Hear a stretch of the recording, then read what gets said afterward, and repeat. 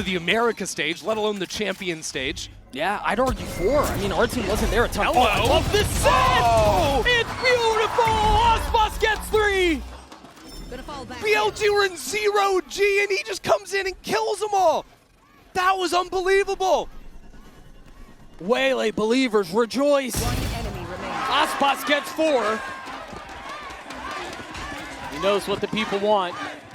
Question is whether or not he gets a chance to do it. He is 1 off of his ult, so you imagine you want to let him off the leash.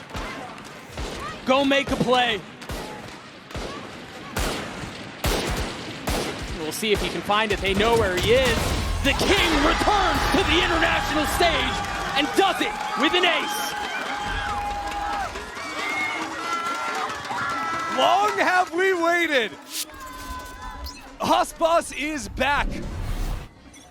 Look at this play. I mean, he does it all himself. There's a paranoia too, but everyone's trying to jump. They get paranoid. They're trying to jump away, and they're just caught in the air. That was so sick. It's the attack side where they did massively struggle before. Just 2 rounds against GX, looking for their first on this A push. It started with success. Profect finding Alpha.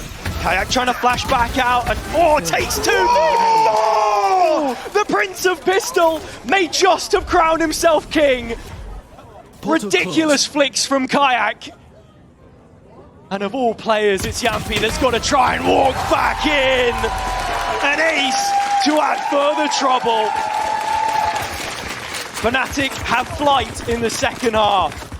We know BBL struggle with their attack side on Corrode since the last time that they played it, but this is ridiculous. This is something extraordinary from the young gun that Fnatic have picked up. Sit down.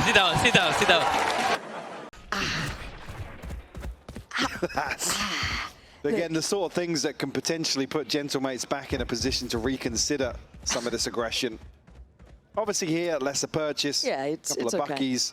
Glyph, though, does have a rifle still, right? So the off angle suits him very well. Spots out 2 more players. The hinder. That is absolutely cold-blooded from Glyph. You don't see that every day. Multi-kills out of God knows where. Yeah, this was... still not sure if intentional. Nah.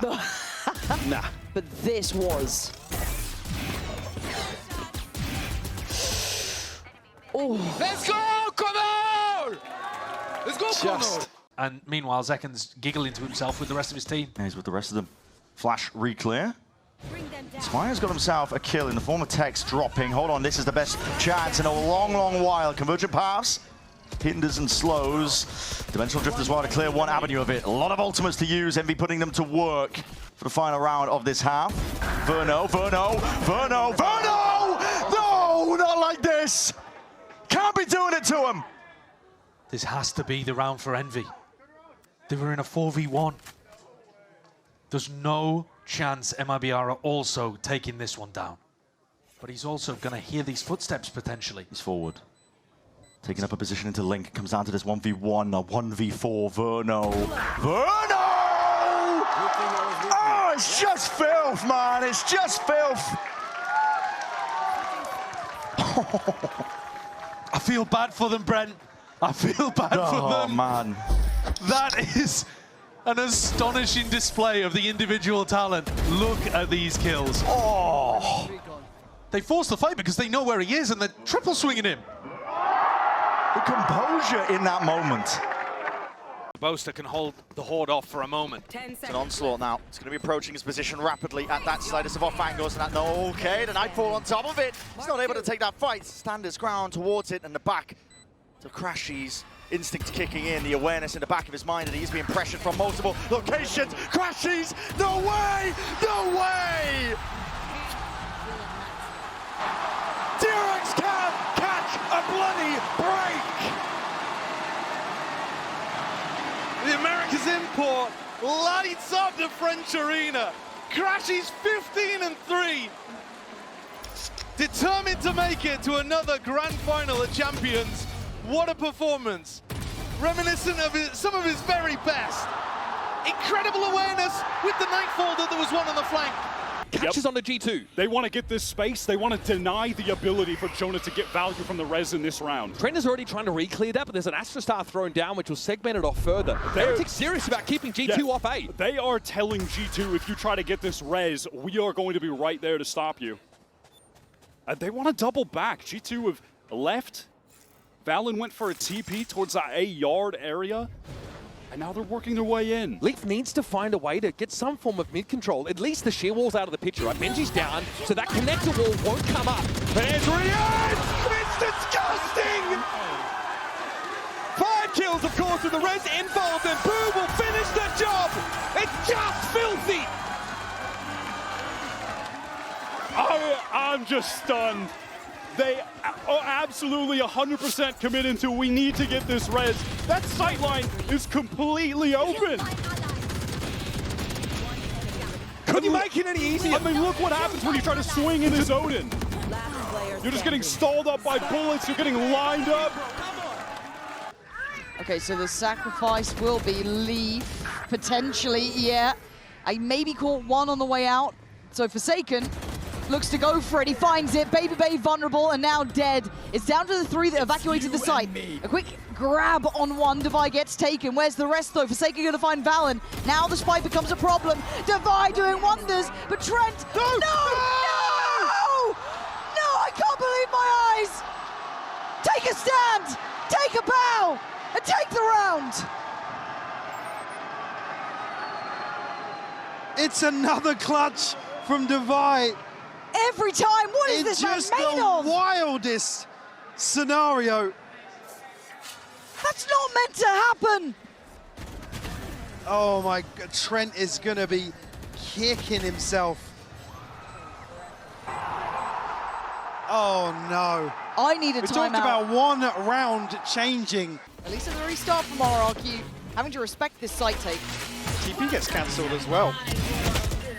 Xero though, really good for the one. Well, they're so willing. Look at this pit. The pit cuts off. So many possibilities. But we've got the flank coming in here. Look at Monye and Jemkin. I love this exchange of space. 2 hunting through CT. Pit over towards connector. But you're right, it's the flank that could be the difference maker. Jemkin's position will be seen. Do they expect the follow-up body of Monyet as well? Looking like it could be Verno's duty to handle this. But he decides against it for now. Checking back in possibly towards connector. Leaving this somewhat open. This is now going to get messy. The calls have to be made. Monyet's been found. Jemkin was noted here earlier. Verno's now on red alert. Could have slipped into the ult. Jemkin could have find Cortezia. But Artisan with an absolute round. Quietly building the whole way through. What a way to close out the first half. 9-3, I love the switch up here, the plant towards backside, and then the pit to cut off so many possibilities. RRQ actually have a double flank coming through, so they had what they needed to try and counteract this, but MIBR able to stick the landing. Yeah, I really like that, mechanically sharp on that end of there. Brilliant. And I gotta say, MIBR coming with... Now it's exchanged. You know how far forward something is now that Refract expired. Ambi turning back over towards Man and X-Ross, taking that first fight, something gonna fall, and X-Ross finds the double up. Envy now dead, he gets 4! RB will find the final, not allowing for an ace to come through, but it's a flawless round as Nongshim tie it up 9-9. He's just rock solid on that A site. X-Ross just not giving him anything. Oh my God, that fourth, that tap. And that is more of the X-Ross that we were seeing back at kickoff. This is just an evil angle from Cushy at the moment. One lane to spam down. A little bit from RB as well, but there we go. The spams working a treat. You do have X-Ross firing back though, and now the overdrive popped, but Monyet square on. X-Ross though, not backing down. They don't know Xfero's here though. He can steal this one as he catches RB in transition. And now he heads on through. X-Ross inside of the smoke, trying to play sneaky around the corners. This is for the ace. Still needs to try to isolate the duels though, and with the way that Xfero has been positioned, unfortunately goes down. It's off to just Jemkin. Nightfall does hit. Oh, and there it goes! Straight into the ground is Jemkin, and Exros comes up huge with ace. That is absolutely massive to come through from him in that moment in time. When the overdrive comes through from Darby, and he gets his head removed as well, that was the bit that you think, oh, this round might be lost. But no, Exros slides out from Link, finds the multi-frag, settles himself with the plant. He's done bloody everything in this round, essentially. His team, a distraction. The ace to come through for Exros. And Nongshim again take the lead in this close affair. Massive fan of it, and I'm loving seeing more playtime, particularly on Corrode as well. I think there are so many possibilities. Cutting through. And again, it's going to be tough to bounce back from that map 2 performance for Famzy, but certainly a chance here to be the front runner, the tip of the spear here in this composition. They've already gone across the starting blockades, but Famzy doing nicely. There he is! Well, that's one way to get back on track. Map 2, you can sooner forget now. Doing wonders. As it may just be the ace here, it is Famzy starting it off with a bang. It's so poetic to start the third map with an ace like this. Beautifully done. Yeah, just fantastic from him. And that gets the confidence right back up. They're ironclad, but now with Sheriffs. They've been the team to pull off the most thrifties in this series. And they're still going to invest in Nightfall. They truly believe, and they set DJZine up for success, who pulls out the overdrive and is trying to still kick into gear. Oh, but the crossfire from Winthrop, they stay stoic and calm against the tidal wave that is team solid with the ult that came in. No way! Wait a minute, okay. Winthrop just have to finish off this last kill. 22 HP. I mean, if Infiltrator can clutch at 8 HP, Havoc can do it too. This is where teamwork is going to matter. And Winthrop are together.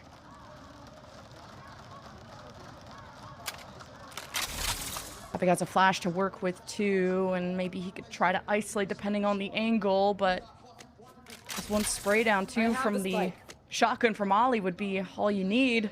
30 seconds left. You're going to create as much distance as you can. And Winthrop are not even going to stomp in. The flash sets, the resurrect through. And that's more than enough. That's a nail in the coffin, but Havoc is on the flank. They don't know it. And he gets upgraded. Oh, he has the lineup. No one's turning around. There's definitely no kidding way. You let this happen. Just a wraparound from Havoc should have been read from Winthrop University, but Jen, I have to agree. I think a lot of these nerves are really starting to get to this collegiate team. You can see they're a lot more shakier on some of these things that should be just a lot cleaner. I don't know if it was a little bit of a miscomm that happened, but nobody was checking for that wraparound, especially when you see that spike going down there. You have to make sure you're checking all of those different angles. You can't play a choke point up against that Odin and just get spammed off the angle. They have to find a deeper line to play on, but now NRG start getting naughty. We've seen this a million times, and Alpha will be kicking himself on that, and look how it plays in Scuba. Oh, it is devious. You're kidding me. Let another one go. Yeah, but the crowd's starting to kick up here. He doesn't even consider it. Scuba sends him 10 feet under. I can't get enough of this team. They are playing brilliant. In a corner, they just didn't have enough answers. That we didn't see any sort of adaptation to address some of the problems we saw solely on the minimap. Again, kills are collected and claims it. It does even end up into a 3v3. Armageddon, plant down, Pac-Man with a full commit. Does he get out? Full stick, and he can't escape it. Goes down with the ship, but it might just be OG2 sailing into Ascent to bring us all the way. Something is gonna have to go huge. Planted for him, a flash dodged and avoided. Jorgo puts his body on the line, but it's played perfectly. Something, you can't be doing this to them. A tap from Trent trying to pull him out into the open once more, but it's all goddamn something. That is a monstrous clutch. Something's just won a 1v3 to push them to overtime. The way he's played that in the finer moments, isolating the fights. God, that's incredible. His ability to ISO once in that spot is immaculate. He sees the jump peak and he just swings to his right, knowing that Trent is going to come out after Jorg. I mean, that is why people are talking about him as the best player in the world. And he's on his feet. Of course he is. Pressure against DRX, prevent them from getting into position out towards the back of sight. Still though, the shots through the Blaze wall catches Envy, and now Jin goes down. It's just something left, and unfortunately the shot's not quite connecting just yet. He needs to back up, needs to find safe space. Still managing to find the headshots at the end, a double at the end of it all. A Red Bull clutch for something up in round number 8. And this is the duelist that we were waiting for something to be present in 2026. Where was 2025? Something from Paper X. Coming out with the goods in that round for the 1 versus 3. After the team loses initial space, initial game plan action, you can see the thought process from Jing at the end there as well to try and play anti-flash, right? If there was the underlog to come in from Hermes. Tuck to deep it up into the corner. PRX just want to be looking to try to cycle this util onto this defender's side. Now the paranoia in hand as the bite will expire. That gets sent through. Okay, Forsaken does get taken down. Jemkin with a weapon swap, able to find one with that Guardian. Jing forced away. As Moniette goes slotting forward, but Envy finds Xpero because she's spamming. It's rewarded with 1. They look for a little bit more. Now it's just something. Once again, playing out from this position, finds the first. Jemkin cannot survive. It is a Red Bull clutch off the back of RQ's timeout. Paper X continuing to advance closer and closer. And I think I heard some slams of frustration from downstairs on this RQ side of the stage. This is, it's almost so good. I don't know how I feel about the early rip of the convergent pass by Paper X, but I mean, you get the round anyway. You know, they set up for a really nice paranoia to buy some extra time, but that is his corner. That is his spot. He has done so much from there. Shout out to G2. Aspas has been picked up, this presence in elbow, and so Mazino's going to go for it, self-flashes and takes the kill on Valen. Gives it a tap. Trent gets close, suppressed, but sees Mazino coming. And now it'll be Zekin. Baby Bay in a 1 versus 2. Has to move on up. No defuse right yet. Oh my goodness, he's done it. It's just dirty. He just smeared all over him. Almost sends a chair into the crowd, bro. That is disgusting. Last bullet, I think, on that one. Hits a saturate before this. Last bullet. Oh. Let's go! Come on! That does. That does. Josh can't believe it. Liquid need effectively another kill here to figure out what the setup looks like for Fnatic. And nearly connecting for Vekash, but... Are they walking on B2? This is was too far, but I mean, it's also set up crashes. He gets cleared. Diligence from Wayne. Yeah, maybe just thinking, why are they pushed out? Why are they that confident on it? And then still double check it on the corner. But they do drop a body for it, but they are down to 3. Most is still pretty far off too. Can be of assistance, obviously, on the Astra, but it's out for on the site. Gonna have to do his best. Aspas position. 30 seconds An left. impression. He's got a lot to deal with, and he's dealing with it with sheer and utter grace. His camo clutched up before. He's seen him. I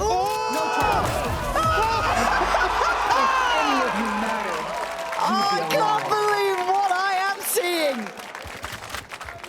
Like I said, doesn't matter what agent, every so often Alpha will give you magic like this. Absolutely beautiful to watch him play.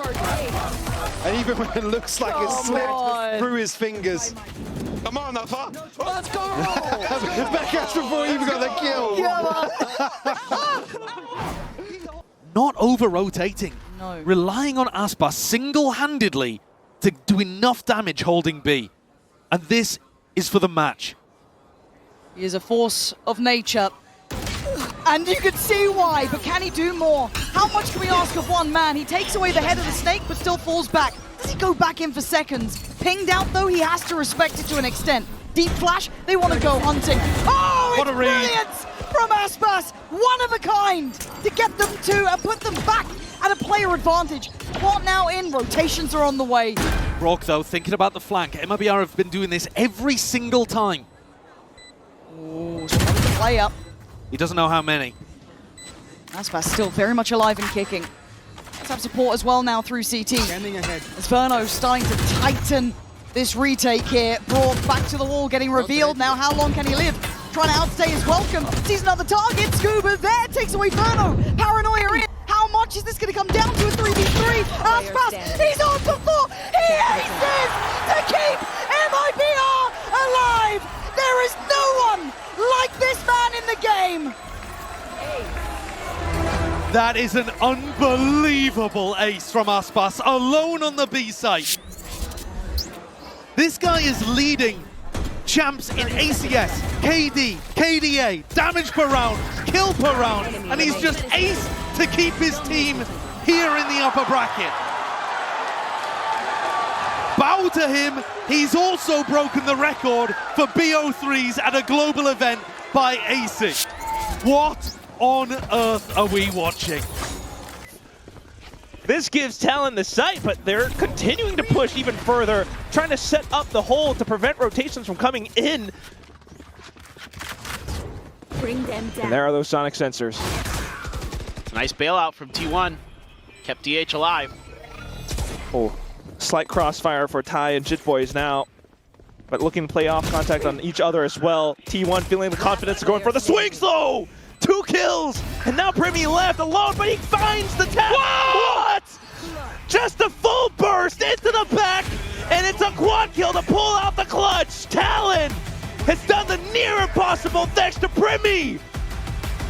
That is absolutely bananas. That is some of the nastiest play you will ever see.